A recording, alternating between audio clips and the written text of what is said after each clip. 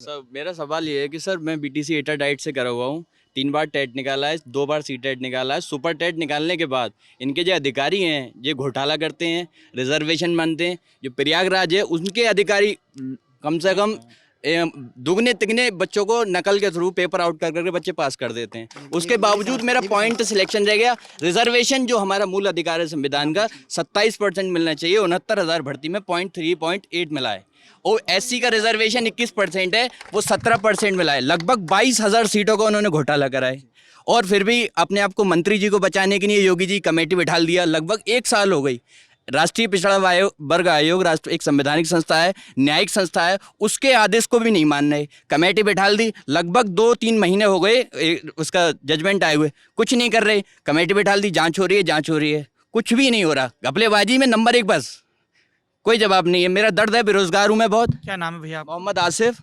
मेरे नाम पूछ लेंगे तो बस वो धर्म निकाल लेंगे, कि वो धर्म के जाति निकाल लेंगे। मेरा दर्द है, नौकरी मांगने जाता हूँ, कुछ नहीं। मोहम्मद आसिफ, तुम भारत के नागरिक हो? जी जी। तो भारत के नागरिक को तो अपनी सरकार से सवाल पूछने का अधिकार है ना? तो कोई नहीं दिखाइए कौन है बीजेपी का नेता। मैं इसलिए आपसे पूछ रहा था, नुमाइंदा नहीं है सरकार का कोई? कौन दिख रहा है आपको? दिख रहा है यहाँ बीजेपी का कोई नुमाइंदा? विधायक 3 ओबीसी के हैं यहाँ के, लेकिन नहीं, किसी को नहीं दिख रहा। सांसद ओबीसी का है, नहीं। हक मानना है पिछड़ों का और दलितों का, और फिर बनते हैं कि हाँ संगठन करेंगे कि पिछड़ा वर्ग वो उसका प्रोग्राम चल रहा है, सम्मेलन चल रहा है, ये चल रहा है, वो चल रहा है, और कुछ नहीं, सिर्फ घपलेबाजी करते हैं। बस वहाँ से हाँ आपकी जांच चल रही है, आपका रिपोर्ट लग जाएगा, बस 5 साल से बस यही चल रहा है प्रोसेस। क्या नाम है आपका? मेरा नाम पंकज शर्मा है सर। क्या करते हैं पंकज? मेरा आयुर्वेदिक मेडिसिन का काम है सर। बोलिए, क्या कहना चाहते हैं? मैं ये कहना चाहता हूँ सर, दलितों का ओबीसी का सबसे ज्यादा दुख नहीं क्यों लगता है सर? किन्हें? ये भाई साहब कह रहे थे। इनको क्यों नहीं लग सकता? क्योंकि नहीं लग सकता है, पर इन्होंने जैसे ही अपना नाम बताया तुरंत धर्म की तरफ इंगित कर दिया। क्यों? नहीं आपने समझा नहीं वो उन्होंने क्या। एक सेकंड शर्मा जी, एक सेकंड। अरे यार भाई, हम ही बोल रहे हैं। शर्मा जी, उन्होंने ये कहा कि जैसे मैंने सरकार की ये खामियां बताई, तो मैं तो जब भी किसी से पूछता हूँ, जैसे इन चाचा से बात कर रहा था तो इनका नाम पूछा, सबका नाम है ना, तो फिर उसने अपना नाम बताया। उसका ये क्या, सुन लीजिए, फिर मैं आपको कहने का अपनी बात मौका दूंगा। उसने कहा कि जैसे मैं सरकार की आलोचना कर रहा हूँ, आपने अपनी प्रक्रिया के तहत मेरा नाम पूछा, मैंने बताया आसिफ, है ना, तो अब सब लोग ये कहेंगे कि चूंकि मेरा ये खास धर्म है इसलिए मैं आलोचना कर रहा हूँ। मेरी आलोचना पे ध्यान नहीं देंगे, मेरे धर्म पे ध्यान देंगे, ये उनका कहना था। तो मैं मानता हूँ, तो वो कुछ अपने धर्म की बात रखते, केवल ओबीसी एससी अपने धर्म की बात रखते हैं। नहीं, उन्होंने तुरंत अपना, ऐसा उनके अंदर हीन भावना क्यों है सर? मतलब एक सेकंड, ये ऐसे नहीं, ये नहीं, बहुत आराम से आप लोगों ने प्रॉमिस किया था, कायदे से बात होगी, ठीक है? कोई ये सरकारी कोटा नहीं कि हमको भरना ही हो, बहस काम बंद कर देंगे।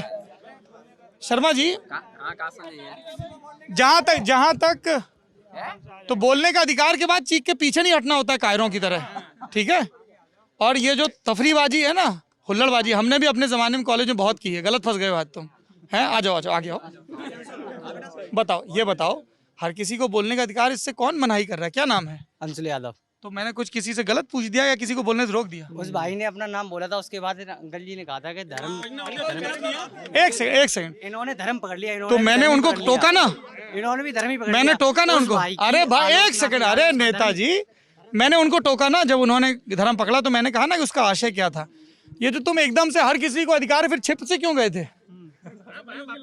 ऐसे नहीं, ये गलत। इतने अच्छे से सभ्यता से कासगंज के सब नागरिक बात कर रहे हैं, आप भी यहीं के होंगे ना, हैं?